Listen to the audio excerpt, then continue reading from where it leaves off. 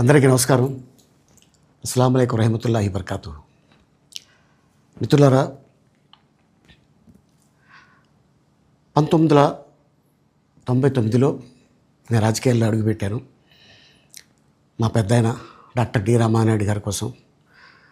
ఎందుకంటే నేను child artist తర్వాత నేను మళ్ళీ ఒక వయసు వచ్చిన తర్వాత నాకు అద్భుతమైన అవకాశం ఇచ్చి ప్రేమ ఖైదీ అనే సినిమాతోటి మళ్ళీ నా కెరీర్ స్టార్ట్ అయింది చైల్డ్ ఆర్టిస్ట్ తర్వాత.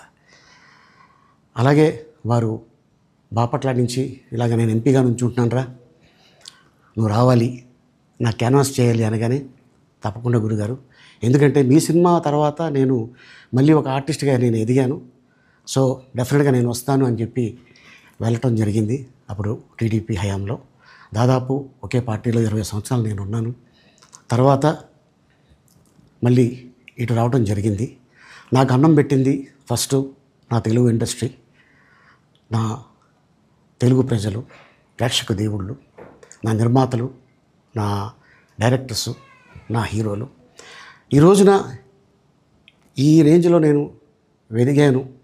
45 సంవత్సరాలు ఇండస్ట్రీలో ఉన్నాను. దాదాపు 1200 సినిమాలు పైచిలుకు యాక్ట్ చేయడం జరిగింది. 6 భాషల్లో యాక్ట్ చేయడం జరిగింది. ఓకే, నేను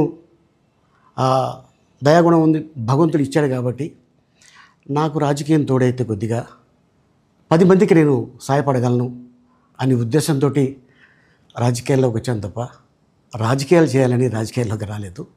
ఇండస్ట్రీ నాకు ఇంత మంచి లైఫ్ ఇచ్చింది, నేనేం చేస్తే బాగుంటుంది అని నలుగురిని చూసి నేను ఒక ట్రస్ట్ పెట్టుకున్నాను మా నాన్నగారి పేరున. దాదాపు 16 సంవత్సరాలు అవుతుంది నేను ట్రస్ట్ పెట్టుకొని. ఏ రోజు కూడా, ఈవెన్ దో కోవిడ్లో కూడా ప్రతి నెల వాళ్ళకి 1000 రూపాయలు నేను సాయం చేసేవాడిని. కోవిడ్లో కూడా ఆపకుండా అలా కంటిన్యూగా సాయం చేస్తూనే ఉన్నాను. చాలామందిని నా కుటుంబంలో అవ్వచ్చు, బయట వాళ్ళు అవ్వచ్చు, చుట్టాల్లో అవ్వచ్చు, చాలామందికి చదివించాను నేను. అండ్ అలాగే మా తల్లిదండ్రులు నాకు ఇచ్చిన ఒక గుణం అది అందరితో పంచుకోవాలని చెప్పి ఉద్దేశంతో నేను ట్రస్ట్ కూడా పెట్టుకున్నాను. నా ఇన్కంలో దాదాపు 20% నేను ట్రస్ట్కి ఇవ్వటం జరుగుతుంది. గతంలో కూడా చెప్పా, ఫారిన్ కంట్రీస్లో ఏదైనా ఈవెంట్స్ చేస్తే దాంట్లో నుంచి 60% ట్రస్ట్కి వెళ్ళి 40% నేను తీసుకునేవాడిని. సో ఇట్లాగా చాలా సేవలు చేసి ఉన్నాను కాబట్టి ఈ మాట కూడా నేను మీకు చెప్పుకుంటున్నాను. అండ్ అలాగే నేను వ్యక్తిగతంగా ఎవరి మీద ఏ పార్టీలో ఉన్నా కూడా నేను నా పార్టీ గురించి నేను పొగుడుతాను, అక్కడ ఉన్న వ్యక్తి ఎమ్మెల్యే క్యాండిడేట్ గురించి నేను పొగుడుతాను, నా నాయకుడిని నేను పొగుడుతాను తప్ప ఎప్పుడు ఎవరిని కూడా ఒక మాట అంటాం కానీ వాళ్ళ లైఫ్ గురించి కానీ వాళ్ళ పర్సనల్ లైఫ్ గురించి కానీ ఎప్పుడు కూడా ఏ వేదిక మీద కూడా మీరు వెతికినా కూడా దొరకదు.